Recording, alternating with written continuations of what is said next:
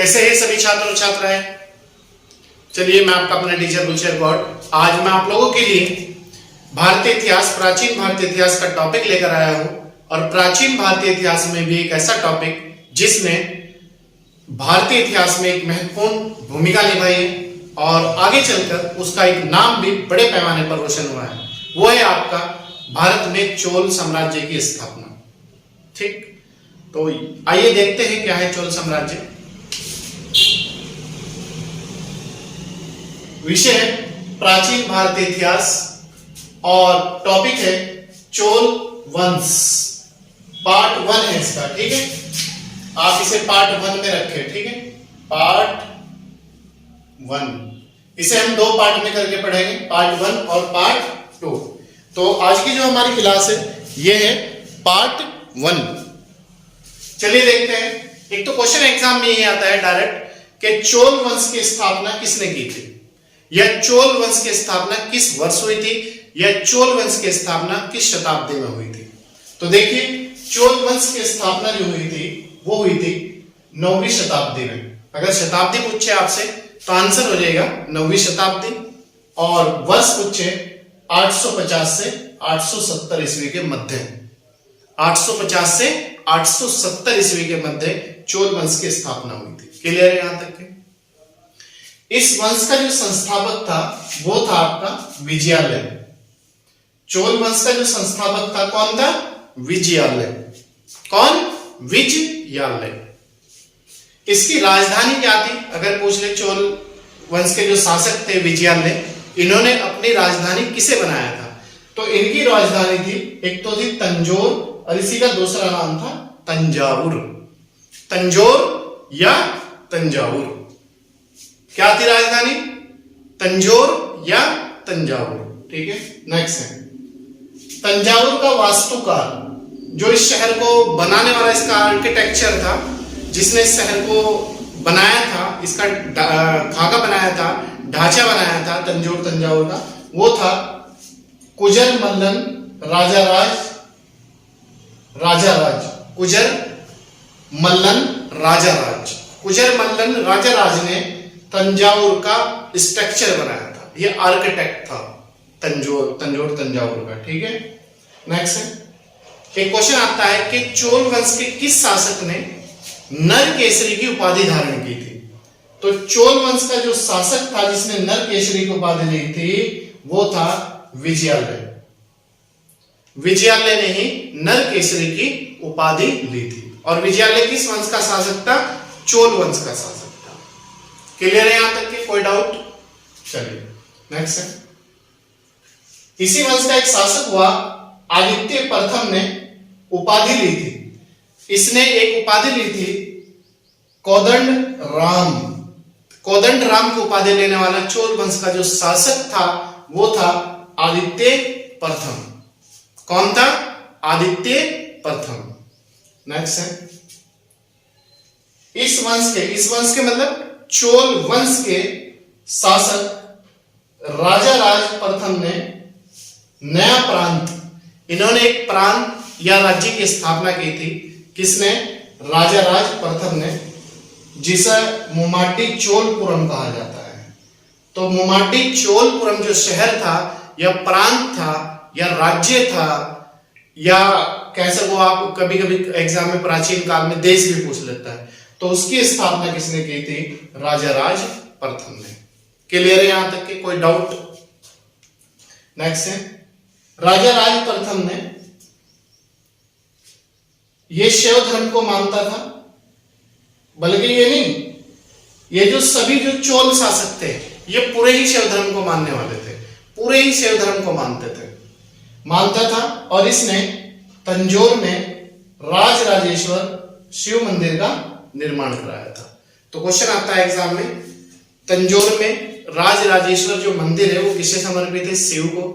या तंजौर में राजराजेश्वर मंदिर का निर्माण किसने कराया था? वो कराया था राजाराज प्रथम ने।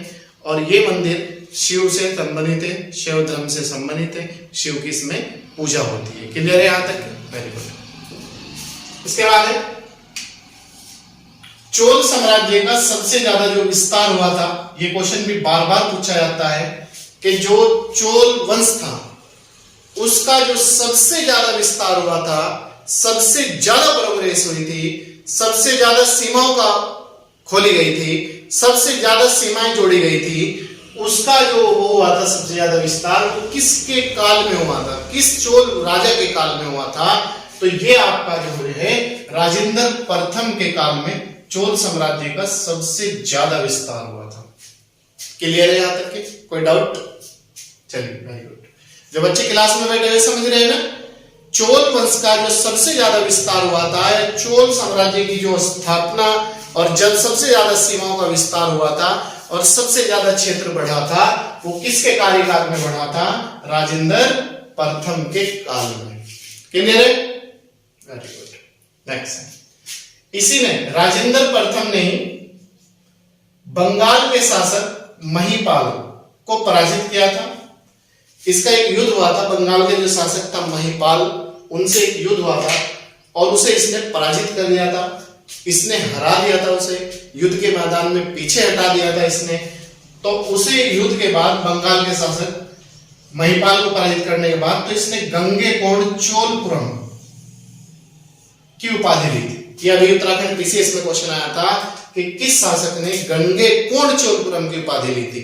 तो वो यही शासक था राजेंद्र प्रथम, जिसने बंगाल के शासक महिपाल को पराजित करने के बाद गंगेकोंड चोलपुरम की उपाधि धारण की थी। क्लियर? नेक्स्ट, इसी स्थान में ना गंगेकोंड चोलपुरम, इसी स्थान पर राजेंद्र प्रथम ने चोल गंगम नामक तालाब का निर्माण कराया था। ये बहुत ही अच्छा तालाब था अपने आप में, बहुत ही इसका जो स्ट्रक्चर तैयार किया गया था, इसकी जो सुंदरता तैयार हुई थी वो बहुत ही अच्छे तरीके से हुई थी, बहुत ही भव्य तालाब था। तो इस तालाब का जो निर्माण करवाया था, चोल गंगम तालाब, वो राजेंद्र प्रथम ने कराया था। और किस स्थान पर कराया था? गंगेकोंड चोलपुरम स्थान पर कराया था। क्लियर? जहां पर इसकी राजधानी थी, उपाधि ली थी इसने। नेक्स्ट पॉइंट, राजेंद्र सेकंड, इसके बाद राजेंद्र सेकंड हुआ, दो वे, प्रथम और सेकंड। सेकंड ने राजकेसरी की उपाधि धारण की थी। तो राजकेसरी की उपाधि धारण करने वाला जो शासक था वो था चोल वंश का राजेंद्र सेकंड। क्लियर है? किसने धारण की थी राजकेसरी की उपाधि? चोल वंश का जो शासक था राजेंद्र सेकंड, उसने इसे धारण किया था। नेक्स्ट है, चोल वंश का अंतिम जो शासक था वो था राजेंद्र थर्ड। अगर अंतिम शासक पूछ ले चोल वंश का तो राजेंद्र थर्ड था। और प्रथम कौन था? विजयालय। विजयालय ने ही चोल वंश की स्थापना की थी, या चोल साम्राज्य की स्थापना की थी। कौन सी शताब्दी में की थी? 9वीं शताब्दी में की थी। नेक्स्ट है, चोलों एवं पश्चिमी चालुक्यों के बीच जो चोल शासक थे और पश्चिमी के चालुक्य थे, चालुक्य दक्षिण के चालुक्य, पश्चिम के चालुक्य, वेगी के चालुक्य, अलग अलग वंश हुए चालुक्य के। लेकिन ये पश्चिम के जो चालुक्य थे, इनके बीच एक युद्ध हुआ था शांति स्थापित करना में। गोवा के कदम वंश के शासक जय केस ने मध्यस्थ की भूमिका निभाई थी। देखो, जो चोल शासक थे और पश्चिमी के जो चालुक्य शासक थे, इनके मध्य एक युद्ध हुआ था और युद्ध लगातार चल रहा था। जैसा आज यूक्रेन और रूस के बीच कंटिन्यूटी के साथ युद्ध चल रहा है, तो ऐसे इनके बीच चल रहा था। तो इसे युद्ध को शांति की अपील समझिए, लोगों की रक्षा के लिए कहिए, या आत्मसम्मान कहिए, या आत्म भावना कहिए, कुछ भी कहिए, या फीलिंग कहिए। तो इसे रोकने के लिए गोवा के शासक थे, कदम वंश के जो शासक थे, उनका नाम था जय केस। तो जय केस ने इसमें मीडिएटर की भूमिका निभाई थी दोनों के बीच युद्ध को शांति पर लाने के लिए। ठीक है? नेक्स्ट पॉइंट, विक्रम चोल ने चिदम्बरम मंदिर का निर्माण कराया था। चोल वंश का ही शासक था एक विक्रम चोल, तो इसी ने चिदम्बरम मंदिर का निर्माण कराया था। किसने? विक्रम चोल ने। अब क्वेश्चन ये आता है कि चोल वंश में जो भूमि थी, जो भूमि के प्रकार थे या भूमि को जो डिवाइड किया गया था वो कैसे किया गया था। तो चोल काल की जो भूमि थी उसे हमने 5 भागों में डिवाइड किया था प्राचीन काल में, या 5 भाग थे उसके, या उसे 5 भागों में देखा जाता था। तो वो भूमि कौन कौन सी है तो वो देखते हैं। आइए, चोल काल में भूमि के 5 प्रकार थे, 5 टाइप। कौन कौन से थे? नंबर 1, ये पूछा जाता है, आप याद रखना, गैर ब्राह्मण किसान स्वामी की भूमि को वेलन वगई कहा जाता था। अगर पूछ ले कि जो गैर ब्राह्मण किसान स्वामी थे, मतलब जो ब्राह्मणी थे और ब्राह्मण के अलावा जो किसान होते थे जिन पे भूमि होती थी, उन किसान की भूमि को क्या कहते थे चोल काल में। तो चोल काल में उस किसान की जो भूमि को कहा जाता था वो कहा जाता था वेलन वगई, या वेलन वगई क्या था? गैर ब्राह्मण किसान की भूमि। नंबर 2, ब्राह्मणों को उपहार में दी गई भूमि को क्या कहते थे? तो ब्राह्मणों को जो उपहार में भूमि दी जाती थी उसे कहते थे चोल काल में बरहादेग। या फिर पूछ लेगा बरहादेग क्या था? तो ब्राह्मणों को उपहार में दी गई भूमि, किस काल में भूमि को उपहार में दी गई भूमि को बरहादेग कहा जाता था? चोल काल में। क्लियर?